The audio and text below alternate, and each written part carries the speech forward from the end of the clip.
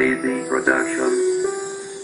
Cảm ơn trời đã ban cho con có một người mẹ hiền vĩ đại. Tuổi đời 17 ăn chơi lêu lỏng, con chưa bao giờ suy nghĩ lại lời hay ý đẹp mong con nên người chưa bao giờ con nghe và thực hiện. Con chỉ muốn nghe hai từ tha thứ ngay bây giờ sẽ trở thành hiện thực. Hình ảnh mẹ hiền dãy nắng dầm mưa mãi mãi khắc sâu trong ký ức. Mong con nên người có cuộc sống tốt, muốn con nên người có trí thức. Nhưng đó con hư luôn bỏ ngoài tay khiến cho mẹ buồn và thất vọng. Cuộc sống cũng khó khiến con luôn hỏi tại sao ông trời quá bất công. Cuộc sống hỗn độn đã khiến đứa con của mẹ thay đổi đi rất nhiều. Thập tành cà phê cho đến rượu chè trở thành một đứa con bất hiếu. Và theo điệu viết và dòng cảm xúc con có thể viết ra một bài nhạc. Đó là những lời mà con muốn nói chứ không đơn giản là một bài hát. Vì bài nhạc này con viết ra là để dành riêng cho mẹ. Mượn điều biết buồn để con nhận lại tất cả lỗi lầm lâu nay cho nhẹ. Con đi bớt nỗi hối hận mà bấy lâu nay con ấp ủ.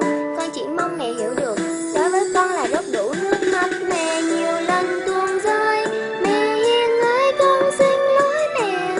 Đến bây giờ con mới hiểu ra con đã sai.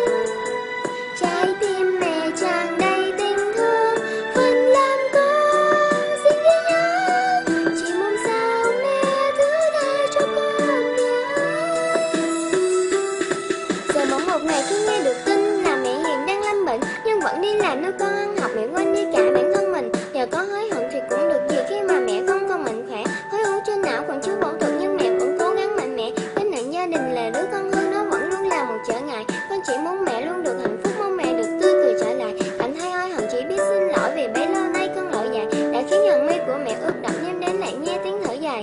Ông trời ơi xin nói tôi nghe sao quá bất công với mẹ tôi. Xin ông một lần lắng nghe tôi, đừng để thời gian dần nhẹ trôi. Vòng tay của mẹ thật là ấm áp chịu bao gian khổ chở che tôi, cho mẹ bình